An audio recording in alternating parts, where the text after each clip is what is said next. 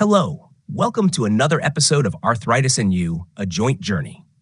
Today, we've got something special lined up, so buckle up because it's time for the deep dive.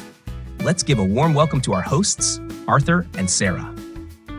Okay, so today we're diving into the world of DMARDs. Right. Specifically, we're going to be looking at hydroxychloroquine, leflunomide, methotrexate, and sulfasalazine. Sounds good. We're using information that you gave us, and we want to make this like a cheat sheet for you so you can understand what these medications do, how they work, and just some things to keep in mind about them. Okay. Sound good? Yeah, sounds good to me. Awesome. So first up is hydroxychloroquine, Okay. which is also known as Plaquenil.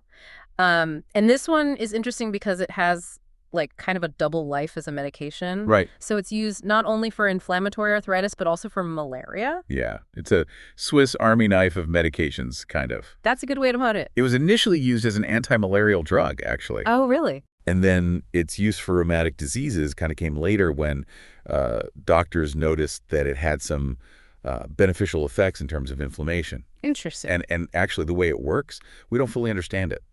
Yeah. Which is really interesting. It's one of the safest drugs in its class.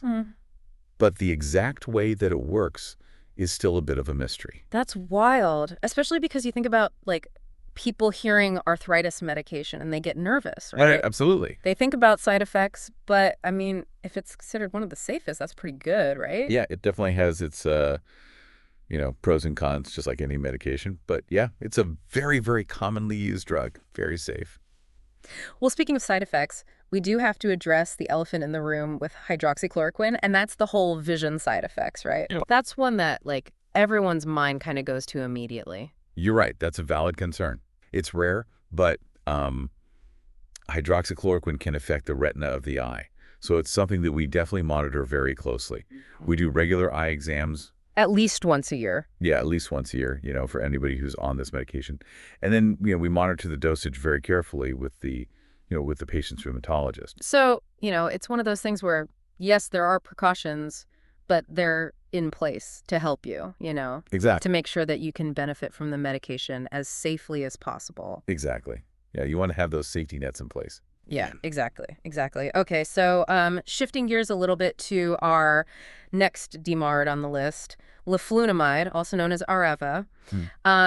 What I find really interesting about this one is that it's like some people consider this to be just as effective as methotrexate, which is considered to be like the gold standard. Yeah. So can you tell me a bit more about what leflunomide is used for, like what it actually does in the body? Sure. So leflunomide, it's used for a couple different conditions, rheumatoid arthritis, psoriatic arthritis. It can even be used for some types of inflammatory bowel disease. Oh, wow. So it's a multitasker. Yeah. And as far as how it works, it works by targeting these cells in the immune system called lymphocytes. And basically what lymphocytes are, they're like the soldiers of the immune system, right? And in inflammatory arthritis, what happens is these lymphocytes, they kind of go haywire and they start attacking your joints. They get a little too excited. Yeah, exactly. And so leflunomide kind of steps in and just kind of calms those lymphocytes down a little bit. Yeah. And that, in turn, reduces the inflammation in the joints. So it's like saying, simmer down. We don't need to attack the joints today, guys. Exactly. Right. Yeah. That's a great visual. I love that. But I think anytime that you're dealing with a medication that is working with the immune system, side effects are a really important thing to be aware of. Yeah. So what should people, keep in mind in terms of leflunomide?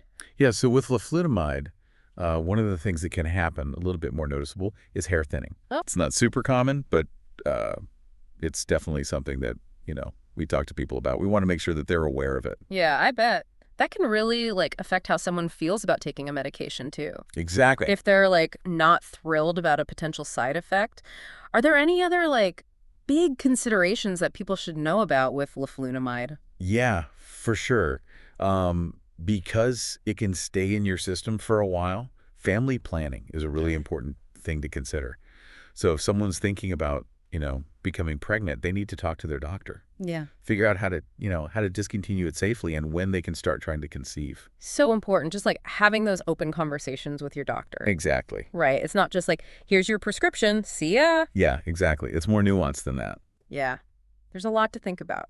Okay, well, speaking of things that there's a lot to think about, let's talk about methotrexate. Okay. Which is kind of considered the the gold standard, right? It is. Yeah, it's been around for a long time. Mm-hmm. It's very effective, and its side effects are very, very well studied. Okay.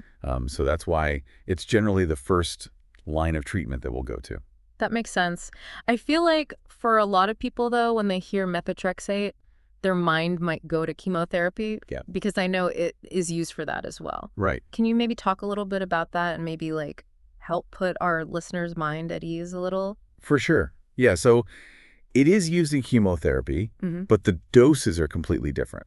The treatment schedules are completely different when we're using it for rheumatic diseases. So it's very, very different in that regard. Yeah.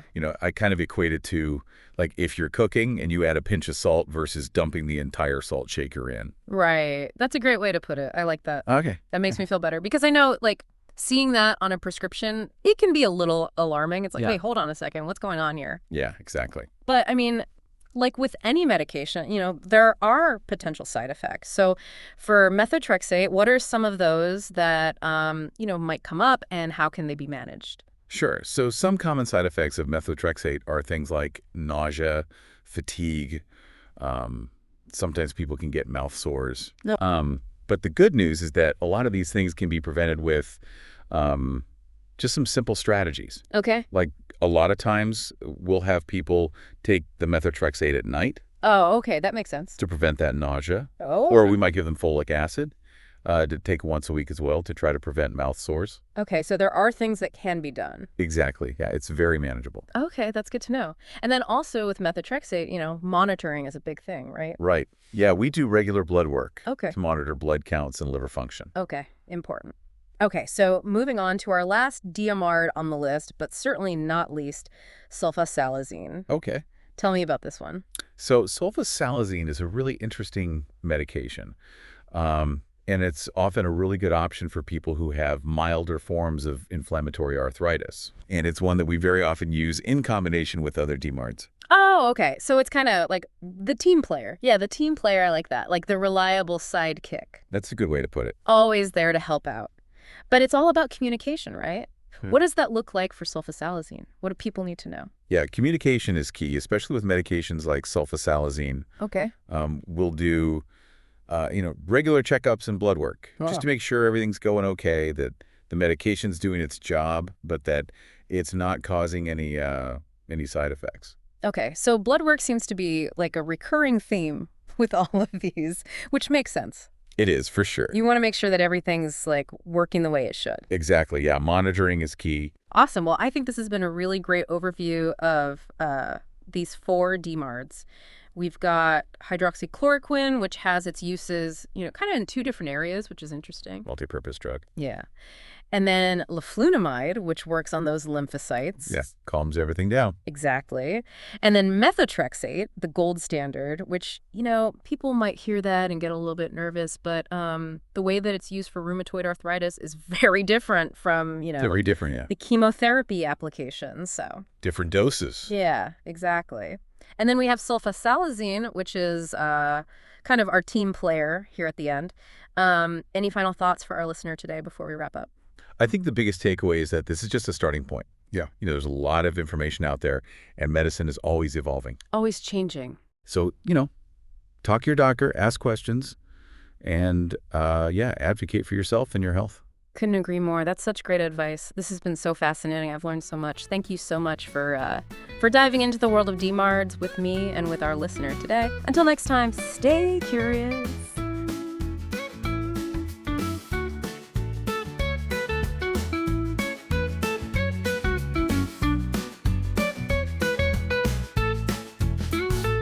This has been another episode of Arthritis and You, A Joint Journey, brought to you by the Rheum team from albertarheumatology.com, your trusted evidence-based suite of resources available 24/7. Straight from Alberta, but for folks around the world. Our hosts today, Arthritis and Sarah Umis, technical producer, John Iphone, and our executive producer, Stephen Cates. While we work hard to maintain the accuracy of our information, we accept no legal responsibility for any errors or omissions.